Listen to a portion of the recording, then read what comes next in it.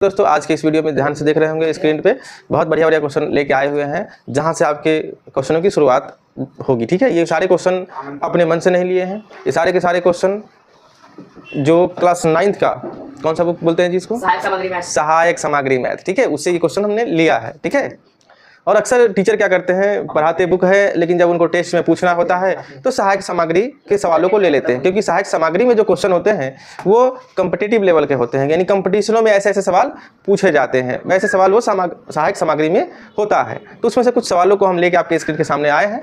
ठीक है, आप ध्यान से इसको समझने का प्रयास करेंगे कि आखिर इसको बनाया कैसे जाएगा। ठीक है, तो चलिए बोर्ड पर ध्यान दीजिएगा। पहला क्वेश्चन है √6 × √8, इसको बनाएंगे तो आंसर क्या आएगा। तो इसको बनाने के लिए सबसे पहला काम क्या करेंगे, हम ध्यान दीजिए, हम दोनों को एक ही रूट के अंदर लिख देंगे तो कोई दिक्कत नहीं। 6 को अगर हम 2 × 3 लिखे तो कोई दिक्कत नहीं है। 8 को 3 बार 2 × 2 × 2 लिख देते कोई दिक्कत नहीं है। मैं ये कहना चाह रहा हूँ कि जिसका 2 का एक जोड़ा लग गया तो एक 2 बाहर आएगा, एक और जोड़ा लग गया तो एक और 2 बाहर आएगा। किसका जोड़ा नहीं लगा बताइए मुझे? 3 का नहीं लगा तो 3 रूट के अंदर रह जाएगा, यानी फाइनली आंसर क्या आ गया? 2 × 2 = 4 √3। क्या ये सवाल बन जाएगा अगर आएगा तो? अब चलिए अब दूसरा सवाल को समझने का प्रयास करेंगे, क्योंकि ऐसे सवाल आएगा तो आप फंसने के चांसेस होंगे, इसलिए ऐसे सवालों को आप ध्यान से एक बार देखिए। इसका अगला स्टेप क्या करेंगे, √2 को हम बिल्कुल फिलहाल नहीं छेड़ेंगे, 81 को बिल्कुल नहीं छेड़ेंगे। ये इसको हम ऐसे लिख सकते हैं 50/100, क्योंकि दशमलव हटता है तो नीचे 2 जीरो आएगा, क्योंकि दशमलव के बाद 2 अंक है। कितना अंक है जी? 2। हाँ, मैंने ये कहा कि 50 जो है दशमलव के बाद 50 लिखा हुआ है ना जी, 5 जीरो लिखा हुआ है ना, तो दशमलव को जब फ्रैक्शन में बदलते हैं, भिन्न में बदलते हैं, तो क्या करते हैं, दशमलव के लिए नीचे 1 लिखते हैं और दशमलव के बाद जितना अंक होता है उतना जीरो लगाते हैं। आगे समझ में? तो ये फाइनली 50 बटा क्या बन गया? 100। तो इसका 0 से 0 काटो तो चाहे 50 से कम 50, 50 दूना 100, ये भी हो गया। हो गया। अब देखो इसको क्या लिख सकते हैं, 2√81 के पावर 1/2 लिख दें। हाँ, 81 के पावर लिख दिए 1/2। अगला स्टेप क्या होगा, ये दे देखो, 81 को 9 का स्क्वायर लिख दे, और पहले से 1/2 है। 81 को 9 का स्क्वायर लिख दिया मैंने, पहले से 1/2 है उसमें। अब आपको लगता है कि 2 से 2 कट जाएगा? 81 9 का स्क्वायर नहीं है जी। हाँ, अब 2 से 2 कट गया तो 9 के पावर 1 बचा, यानी 9 ही बचा। ठीक है, अब मान के चलो कि अगर तुम यहाँ 2 होने का मतलब इस रूट में 2 छिपा रहता है, क्योंकि लिखते नहीं है, अगर लिख दिए तो इसको ऐसा भी तो कह सकते हैं, 9 को आप कह सकते हो चाहे स्क्वायर से ऐसे करो ना, इसको 9 को वर्गमूल 3 भी लिख सकते हो डायरेक्ट। क्या लिख सकते हो? 3। और सुनो ध्यान से, अगर यहाँ 2 लिखा है, इस चीज़ को ध्यान रखना कि इस बात को हम √9 भी खाली लिख सकते हैं, मतलब यहाँ बाहर में 2 और यहाँ 9 जो लिखा गया है ना, उसको सिर्फ 9 भी लिखोगे तो ये माना जाता है कि इसके अंदर कुछ नहीं तो क्या छिपा हुआ है? 2 छिपा हुआ है। इस बात का ध्यान रखना। नहीं, ये रूट के बाहर जहाँ 2 लिखा हुआ है वहाँ 2 लिखा है तो ठीक है, नहीं तो छिपा क्या रहता है? 2, जो कि वही ऐसे कहानी उसकी कुछ अलग तरीके से हो जाएगी। बस ये ध्यान रखना है कि 9 का वर्गमूल 3 होता है। ठीक है, 9 का स्क्वायर रूट कितना होता है? 3। जैसे कि अगर कहीं दिमाग में ज़्यादा कन्फ्यूजन मत डालो, अगर ऐसे लिखा हो 81 तो सीधा क्या लिख दोगे? 9। क्या लिख दोगे? 9। समझ रहे हो कि नहीं? अगर यहाँ 2 और यहाँ पे 25 लिखा हो तो डायरेक्ट क्या लिख दोगे? 5। तो ये स्मार्ट तरीका आपको पता होना चाहिए ना। आप 9th क्लास में चले गए तो वो पूरी कहानी समझा दूंगा अभी। ठीक है, पहले क्योंकि देखो जब हम बेसिक सिखा रहे होते हैं, ठीक है, तो उस समय इंटरेस्ट लेके सीख जाओगे तो यहाँ सिर्फ मुझे बनाना रह जाएगा, मैं बनाते जाऊंगा, आप समझते जाओगे। अगर यहाँ समझाना पड़ रहा है इसका मतलब उस समय ध्यान से नहीं सुने होगे। छोटी छोटी जो बातें बताया जाता है, अब मैंने कहा कि इसके बीच में परिमेय संख्या पता करना है, तो परिमेय संख्या पता करने का आसान तरीका क्या है कि एक तो एक ही पूछ रहा है ना कि एक ही बताओ, तो एक ही बताने के लिए इन दोनों को जोड़ दो, जो भी आएगा उसको 2 से डिवाइड कर दो। क्या, या फिर तुम बेस को बराबर कर दो। तो हम ऐसा करते हैं कि हम दोनों को जोड़ के 2 से डिवाइड कर देते हैं, यानी -2/3 + 1/4, जो भी आएगा उसको 2 से क्या कर देना है? डिवाइड कर देना। इससे भी हमारा आंसर आ जाएगा। इसका एलसीएम लेंगे तो 12 आएगा।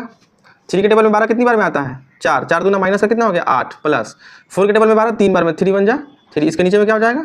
2। तो 8 में से 3 चला जाएगा तो हो जाएगा -5/12। ये नीचे 2 जो है उसके नीचे भी कुछ नहीं तो क्या छिपा हुआ है? 1। अब सबसे नीचे वाला सबसे ऊपर से मल्टीप्लाई करता है तो क्या हो जाएगा? -5। फिर बीच वाला 20 से करेगा तो कितना हो जाएगा? 24। तो ये 5 -5/24 इसका क्या हो जाएगा? आंसर। हमेशा ध्यान रखना कि जब भी 2 परिमेय संख्या दिया रहे और उसके बीच का पूछे, एक ही पूछे, तो दोनों को जोड़ के 2 से क्या कर दोगे? डिवाइड। ठीक है, अब इसको सॉल्व करते हैं, ये कैसे बनेगा। ठीक है, अब सुनिए इसको कैसे बनाएंगे। सबसे पहले क्या करते हैं, छोटी वाले ब्रैकेट का काम करते हैं। किसका काम करते हैं जी? छोटी वाली। तो ये बताओ कि छोटी वाली ब्रैकेट में 4 - 5 करेंगे तो कितना हो जाएगा? 1। वो भी -1 होगा। कितना होगा जी? -1 का पावर अगर इवन नंबर हो, क्या हो? तो उसका आंसर पॉजिटिव आता है, यानी ये हो जाएगा 4 - 5 इंटू, अब -1 के पावर 4 हो जाएगा ना जी, पावर में 3। मैंने ये कहा कि 4 में से 5 घटेगा तो कितना होगा, -1, -1 के पावर 4 करोगे तो पॉजिटिव आंसर आएगा। तो पावर था बीच में, ये 4 था ना पहले, अभी आप नहीं चीटिंग नहीं किया मैंने। अब हो जाएगा 4 - 5 इंटू 1, क्योंकि अगर निगेटिव के पावर में पॉजिटिव नंबर हो, पावर में 3 है, और ये 5 बन जाए कितना हो जाएगा, 4 - 5 के पावर 3। अब हो जाएगा 4 में से 5 चला जाएगा तो -1। अगर निगेटिव नंबर के पावर, अगर इवन नंबर हो तो आंसर निगेटिव आता है। क्या आता है जी, 1 के पावर कुछ भी हो 1 ही आता है, लेकिन अगर निगेटिव नंबर हो, यहाँ निगेटिव हो और पावर में विषम संख्या हो, क्या हो, तो आंसर माइनस में आएगा। अगर सम संख्या हो पावर में तो प्लस आएगा। ये सब छोटी छोटी बातें जो सिखा दिया गया है। अब इसको बनाने का प्रयास करते हैं, ध्यान से देखिएगा। दोनों का बेस सेम है जी, बोलो। हाँ।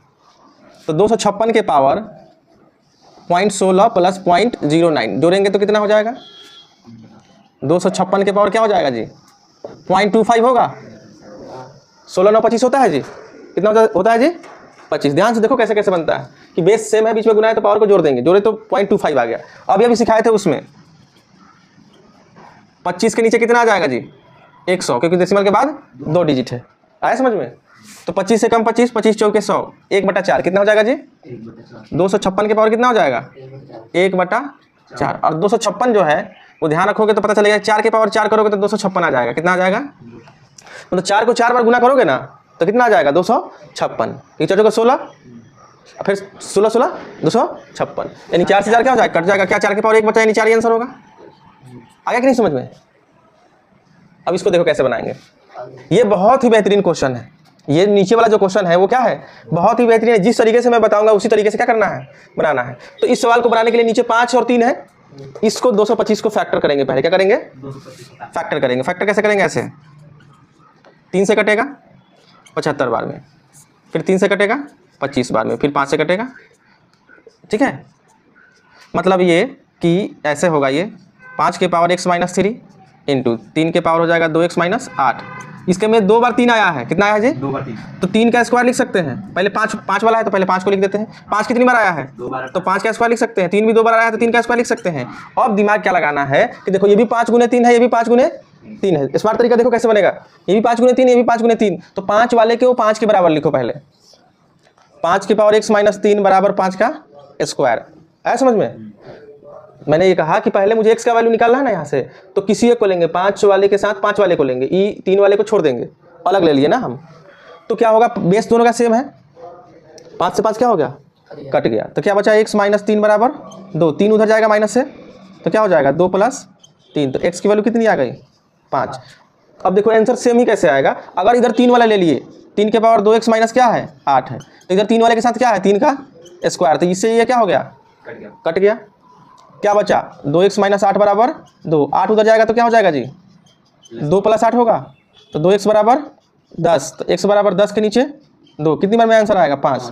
तो तुम 5 वाला लो तो चाहे 3 वाला लो तो आंसर क्या आएगा तुम्हारा, 5 ही आएगा। तो ये सवाल मज़ेदार था कि नहीं था, मतलब कि 5 3 को देखे इसको 5 3 के रूप में लिखना होगा, और 5 वाले के साथ इसका 5 वाला ले लो तो, चाहे इसके 3 वाले के साथ इसका 3 वाला ले लो तो आंसर हमारा वही आएगा। आगे बात समझ में। अगर यही तरीका पता नहीं रहेगा तो तुम एग्जाम नहीं बना पाओगे ना। नोट करो इसको, रोक दो वीडियो, इतना ही रहने देते हैं।